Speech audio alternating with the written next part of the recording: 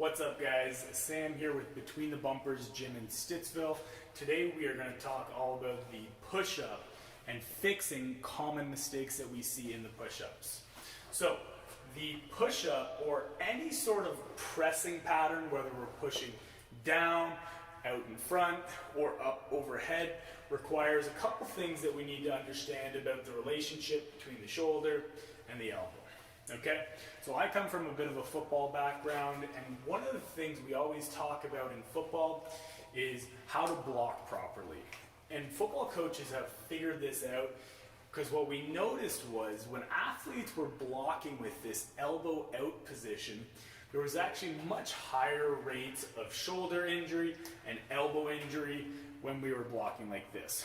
Consequently, coaches started to teach their athletes to block with the elbows in, and what we found was it was a much stabler position and it was a much stronger position that led to a lot less injuries. Additionally, we found in other sports like Olympic weightlifting, where athletes are required to lift hundreds of pounds overhead, that elbow in position was much stronger. So when we work with our athletes here Between the Bumpers, we're constantly trying to reinforce this idea of the tucked elbow position when it comes to our push-ups. Okay? So what we're going to do is we're going to point out the common flaws, we're going to show you guys how to fix them, and ideally that should make you stronger, stable, and reduce your risk of injury in the shoulder complex when we are pressing. So when I do a push-up, or when I'm bench pressing, or even pressing overhead, what we often see athletes do is we adopt a wide grip and we allow those elbows to rotate up and forward. So that looks something like this.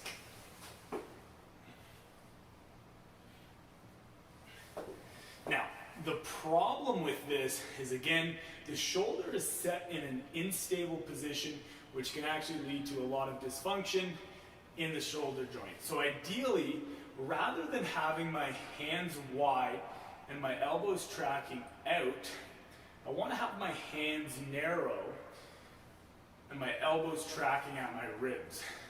Additionally, we want to think about setting the hands a little bit lower. So if I had a bar across my chest, the bar would actually be contacting below my chest, not on my chest. Okay? This holds true for a wide grip and a narrow grip. That contact point with the hands or a barbell should be below the chest. So again, my push-up should look more like this. So I set up, hands are slightly below my shoulders, and I drop down, keeping the elbows tight to my body. Okay? Now, a lot of us don't quite have the strength to keep that tucked position, and we feel a lot weaker because we haven't practiced that pattern. So a great little tool we love to use here at the gym is we take a mini band, we put it on above our elbows, and then we perform our push-ups with the band on here. And what we're looking for in the push-up is when I get to the bottom, the band contacts below my chest and not on my chest. That's going to make sure that we have a nice stable shoulder position, and we're actually the strongest when pressing from here.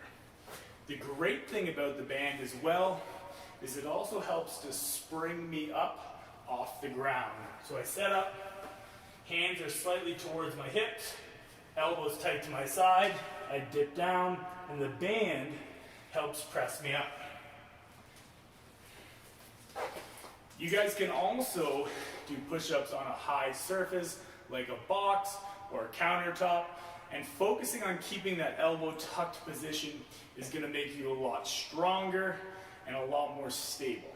Alright guys, those are the tips that we like to teach here at Between the Bumpers Gym when we work on push-ups and any sort of pressing mechanics.